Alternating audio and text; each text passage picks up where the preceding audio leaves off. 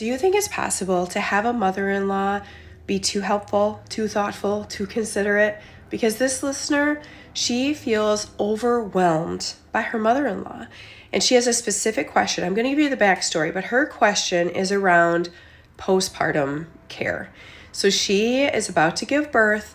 She has a mother-in-law that is always 10 steps ahead of everybody, making sure their life is easy. She's taking out all the bumps.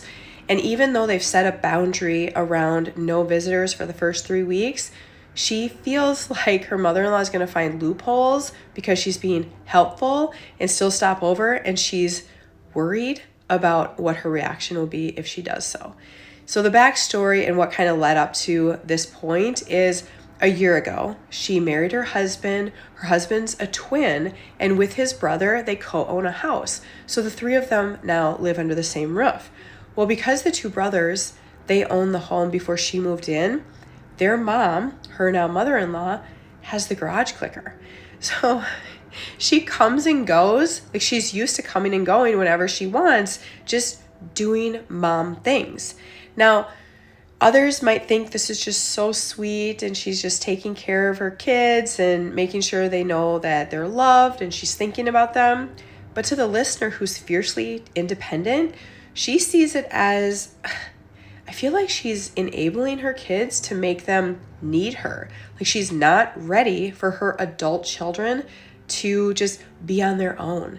So it rubs her the wrong way. Like the very first thing when this listener, her daughter-in-law, moved in to the house with the twins, her mother-in-law went out on her own. She didn't even ask her daughter-in-law. Went out on her own and bought an insurance policy to protect her just in case the daughter-in-law's dog bit a neighbor. Like she didn't want her daughter-in-law to get sued, which I believe that's all, very thoughtful and sweet. But to the daughter-in-law, she was like, you got an insurance policy on me and you didn't even talk to me about it first? Like, too much. Another thing that this mother-in-law used to do, but the daughter-in-law put a stop to it, was she would frequently bring over leftovers. So if she cooked something, went out to eat maybe, whatever, she would just go to her kid's house with the garage clicker, walk right in and bring over leftovers. And she's like, this is so weird. So they put a stop to that. The other thing, and this is what really has her worried, is the pop-ins. The uninvited pop-ins are a lot. This daughter-in-law works from home. This mother-in-law has walked in on work Zoom meetings. She could technically walk in with her getting out of the shower. It's so frequent and it makes her really uncomfortable, especially because when they have their baby, they've told their family no uninvited guests for the first 3 weeks. Like they really want to focus on getting the feeding schedule down. Like that's the one thing they're really worried about. And it seems like everyone's on board, but because her mother-in-law is such a giver, she's like, technically my mother-in-law has probably read all the books already, the postpartum books. She probably knows exactly what would make my life easier. And I'm afraid that she's going to find a loophole and still stop over because she's being helpful. She'll rationalize it for herself. And that's what I'm worried about. I'm worried about how I'm going to respond to that. Okay, so if this were happening to me, I would first ask myself, in the past when we have set limits with my mother-in-law, how well has she respected it? If she's respected it right away, I would use that evidence as she'll respect this boundary as well. And I would not have a further conversation unless it's needed, like until something gets crossed and then you have to talk to her.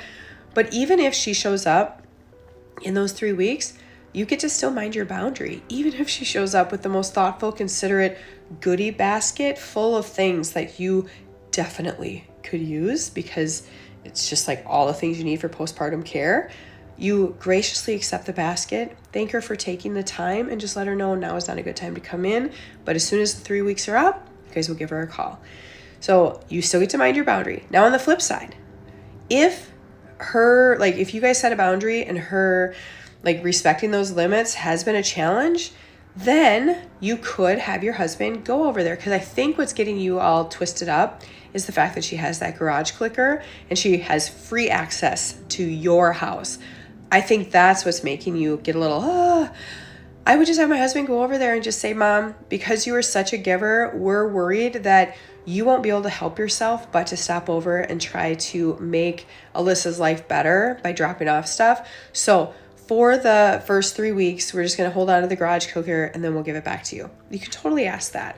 You could also, leading up to birth, making sure she knows those 3 weeks are off limits, but since she really loves to be helpful, ask her, instead of doing the leftovers, will you prepare some meals ahead of time? Like, give her something to do that is, okay with you. So make some meals that you can freeze because you probably won't be up for cooking. So give her a task and then just say, after the 3 weeks are up, I'm sure we'll find another thing that maybe you could help out with. Just if she loves to give and loves to help out, that would also be a really good idea. The last thing I will say is she might be enabling her kids to need her, and you might just be the only one in this family that can see it. Absolutely. Also, I have a very thoughtful mother-in-law as well. And the way that I have looked at it, I just appreciate her so much and all the thought and consideration she puts into her kids and my family, like my children. She's always thinking of things. And I believe to some people, maybe that could be overwhelming or intimidating because she does think of everything. But my mindset was always gratitude, because it is such a blessing to have just somebody looking out for you all the time, just out of the goodness of their own heart. But maybe it is just too much. But again, you can always set boundaries along the way. Those are just my thoughts on the whole, like looking at it in a different way, just a shift of perspective. It might just help your relationship long term. Those are just my thoughts. What would you guys do?